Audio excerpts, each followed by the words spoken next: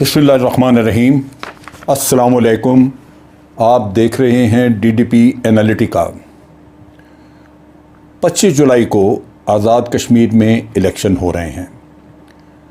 आज़ाद कश्मीर जो कि बुनियादी तौर पे पूरे कश्मीर को रिप्रेजेंट करता है, जहाँ पे गैर कानूनी तौर पे जो हिस्सा भारत ने भी कब्ज़े में रखा हुआ है उसको भी रिप्रेजेंट करता है। लिहाजा ये इलेक्शन बड़े अहम होते हैं और इस पे दुनिया की नज़र होती है। पॉलिटिकल पार्टीज़ ने बड़ी भरपूर पुरजोश कैंपेन की, जलसे किए, बहुत सारे वादे वईद, लेकिन उससे बढ़ के पुरानी इल्ज़ाम तराशियाँ, वही जो पाकिस्तान में सियासत, गंदी गलीज सियासत, इल्ज़ाम तराशियों की और एक दूसरे के ऊपर झूठे बुरे इल्ज़ाम, झूठे इल्ज़ाम, मन घड़त चीज़ें, वो वहाँ भी पहुँची और एक ख़राब माहौल में जलसे किए गए, एक दूसरे के लिए बदमज़गी पैदा करके। ये भी नारा सुनने को मिला कि धांधली नहीं होने देंगे और कहा गया कि इलेक्शन चोरी हुए तो फिर इस्लामाबाद में धरना होगा। हमेशा होता तो यही रहा है कि जो पार्टी इलेक्शन जीत जाती है उसके लिए इलेक्शन फेयर और जो हार जाए उसके लिए इलेक्शन में धांधली होती है।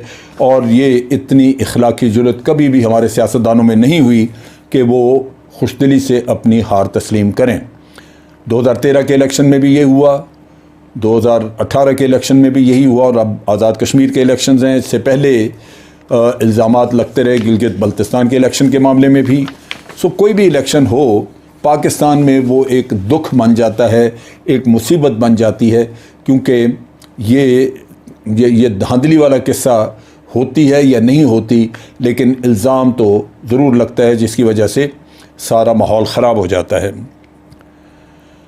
सिक्योरिटी के ख़दशात थे आज़ाद कश्मीर इलेक्शन में। उसके मद्देनज़र आज़ाद कश्मीर इलेक्शन कमीशन ने एक जलसा किया या उनको एक मीटिंग की जिसमें उन्होंने तमाम पॉलिटिकल पार्टीज़ के जो हेड्स हैं उनको बुलाया और उनसे बुला के तो बातचीत करके उनसे मशवरे के साथ, उनकी हामी के साथ, उनसे राय लेके और उनकी अप्रूवल के साथ पोलिंग बूथ के ऊपर मुख्तलिफ़ जगहों पे सेंसिटिव पोलिंग बूथ जो हैं उन पे पाकिस्तान आर्मी को डिप्लॉय करने की, लगाने की का फ़ैसला किया गया। इसके अलावा और भी सूबों से पुलिस भी आएगी, रेंजर्स भी होंगे, उनको भी लगाया जाएगा सिक्योरिटी के लिए, लेकिन अफवाज पाकिस्तान के लोग भी वहाँ मौजूद होंगे, उनको भी लगाया जाएगा। मैं बड़ा हैरान होता हूँ कि जब पिछले इलेक्शन में 2018 के इलेक्शन में अफवाज पाकिस्तान के ऊपर इल्ज़ाम तराशी की गई और ये कहा गया कि जनाब ये इन्होंने वज़ीर आज़म को सिलेक्ट किया है, वो सिलेक्टेड है, आर्मी सिलेक्टर है, फिर किस मुंह से ये सियासतदान कहते हैं कि आर्मी आके तो फिर इलेक्शन करवा दे। बेशक वो सिक्योरिटी के काम करेंगे लेकिन पोलिंग बूथ्स के ऊपर होंगे। वो सिक्योरिटी होगी जिसके ज़रिए जो इलेक्शन के जो रिज़ल्ट्स हैं, जो वोटों के जो डब्बे होंगे या बोरे होंगे, पहले तो इलेक्शन मटीरियल हिफाजत में पहुंचाना होगा पोलिंग बूथ्स के ऊपर, फिर पोलिंग बूथ से जब वो इकट्ठे करने होंगे रिज़ल्ट तो लेके उसको प्रिजाइडिंग ऑफिसर के पास लेके जाना होगा, वहाँ से फिर रिज़ल्ट्स वगैरह अनाउंस होंगे। तो सिक्योरिटी तो एक सारे इलेक्शन प्रोसेस को कहीं ना कहीं वो मॉनिटर कर रही है, उसके साथ लगी हुई है। आपने देखा कि जब ये ज़िमनी इलेक्शन हुए उसमें भी बिलाखिर काजिब आर्मी करा दे और उसमें आर्मी को सियालकोट के इलेक्शन में भी लगाया गया। और जब पीपल्स पार्टी के साथ मुस्लिम लीग नून का मसला बना NA 249 का, तो वहाँ भी कहा कि जनाब आर्मी जो है वो इनके सारे रिज़ल्ट जो है वो आर्मी ले ले, वो अपने पास रखे। यानी दूसरे लफ्ज़ों में अंदर से दिल में सबको पता है कि आर्मी गैर जानबदार है, वही काम करा रही है, उनको अंदर से दिल में एतमाद है। लेकिन जो हारना है, जब हार जाता है फिर उसकी इखलाकियात सारी कहीं एक तरफ चली जाती हैं, मुल्क का मफाद एक तरफ रह जाता है और जो मुल्क का एक मोतबर अदारा है जो बचा हुआ है आज, उसको भी मुतनाज़ा बना के तो मुल्क में फतूर पैदा कर दिया जाता है। यहाँ पे आज़ाद कश्मीर में Azad Kashmir government election commission की रिकमेंडेशन पे आर्मी ऑफिसर्स को मजिस्ट्रेरियल पावर देगी, वो पावर्स जो हैं वो इस्तेमाल हो सकती हैं, वो मौके पे किसी को सज़ा भी दे सकते हैं। ये अथॉरिटी पहले भी 2018 के इलेक्शन में दी गई। सो मेरा एतराज़ बुनियादी तौर पे जो मैंने ये कहा या मैं इस पे बात कर रहा हूँ इलेक्शन पे ऊपर, वो इसी वजह से कि अगर आर्मी से इतनी तकलीफ़ थी आपको 2018 के इलेक्शन में, तो अब आप क्यों ले रहे हैं? आर्मी आपका एक कौमी अदारा है, रहे वो, उसको आप रखें, ऑन कॉल रखें, छावनी में हो या अपने बैरक्स में हो, जहाँ भी कहीं करीब इलाके में रख ली जाए, उसको ऑन कॉल रखा जाए। अगर ज़रूरत पड़ जाती है आपको, उनको बुलाएं, अगर सिक्योरिटी का कोई इशू निकल आता है तो उनको बुला लें वहाँ से।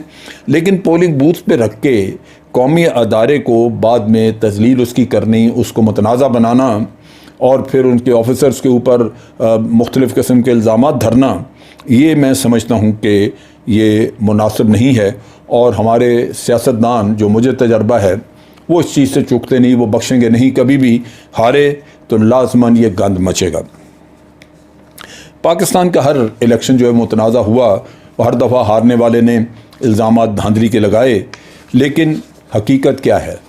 हकीकत ये है कि ये लोग ख़ुद धांधली करते हैं।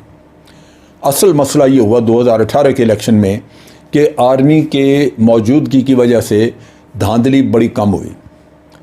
अगर आर्मी ना होती तो पॉलिटिकल पार्टियां तो बड़े पैमाने पे धांधली करती हैं और उस धांधली की वजह से इलेक्शन के रिज़ल्ट कुछ के कुछ होते हैं। और ये जो धांधली, इसका एक नमूना आप ये देख लें कि अब कराची में मसलन पकड़ा गया 35 लाख जाली आईडी कार्ड इशू किए हुए हैं। क्यों किए हुए हैं?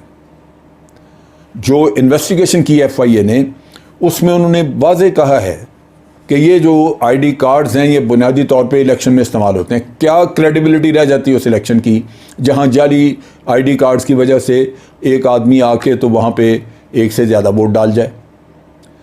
अगर जाली कार्ड बने हुए हैं तो कोई मकसद तो है ना उसका। लॉ एंड ऑर्डर की प्रॉब्लम्स भी हो सकती हैं, दहशतगर्दी का भी है, लेकिन उसके साथ साथ 35 लाख दहशतगर्द तो नहीं है, ये तो वोट है। और ये अभी 35 लाख पकड़े गए हैं। आप यकीन रखें कि पूरे पाकिस्तान में ये 35 लाख कोई मान नहीं रखता। हर सूबे में मेरा ख्याल है इससे दुगने मौजूद होंगे। आप बलूचिस्तान के इलेक्शन को देख लें। बलूचिस्तान में इलेक्शंस में अफ़गानी आके वोट डालते हैं क्योंकि इन्होंने जाली आईडी कार्ड उनको बनवा के दिए हुए हैं। पाकिस्तानी पतों पे आईडी कार्ड बनवा के दिए हुए। महमूद खान अचकज़ई की जो उनकी कॉन्स्टिट्यूंसी है उसके बारे में अक्सर ये कहा जाता है। अब उन इलेक्शंस को ये फेयर मानेंगे क्योंकि इनके लिए आगे जाली वोट डाले गए। अगर 2018 के इलेक्शन में फौज ने कोई धांधली की थी या करवाई थी तो एक मैकेनिज्म मौजूद था। आपने क्यों नहीं इलेक्शन कमीशन में सबूत दिए? क्यों नहीं शवाहिद दिया आपने? जब आप कोई शवाहिद नहीं देते, सिर्फ इल्ज़ाम तराशी करते हैं और लोगों में एक परसेप्शन बिल्ड करते हैं, कितनी बड़ी ज़्यादती और जुल्म करते हैं आप अपने उस कौमी अदारे के साथ जिसने आपका दिफा करना है। आप उसको मुतनाज़ा बना देते हैं सिर्फ अपने ज़ाती मकसद के लिए। सिविल हुकूमतों को दर हकीकत अपनी अहलियत बढ़ानी चाहिए। उनके पास पूरा इंतज़ाम होना चाहिए कि वो इलेक्शन ख़ुद करा सकें। उनको हकीकतन आर्मी की ज़रूरत पड़नी नहीं चाहिए। क्या दूसरे मुल्कों में आर्मी कराती है इलेक्शन? हाँ, आर्मी सिक्योरिटी के नुक्ता निगाह से ऑन कॉल पे रहे। अगर कोई सूरत हाल ख़राब होती है, अगर कहीं कोई दहशतगर्दी हो जाती है या कोई और ऐसा वाक़या आ जाता है जहाँ पे ज़रूरत है, तो बिल्कुल आर्मी को बुलाएं, लेकिन इलेक्शनों से आपको दूर रखना चाहिए उनको। 2018 के इलेक्शन में भी इसी तरह पॉलिटिकल पार्टीज़ की रजामंदी से ये आर्मी को एम्प्लॉय किया गया। यूरोपियन यूनियन और फैफन जो पाकिस्तान में अदारा है फ्री एंड फेयर इलेक्शन का, उन्होंने अपनी रिपोर्ट्स जमा कराई क्योंकि उन्होंने इलेक्शन मॉनिटर किए और उनका मुत्तफ़िका ये फ़ैसला था कि 2018 के इलेक्शन जो है वो 2013 के इलेक्शन से ज़्यादा फेयर और बेहतर थे। लेकिन उसके बावजूद हारने वाले ने कोई रियायत नहीं की।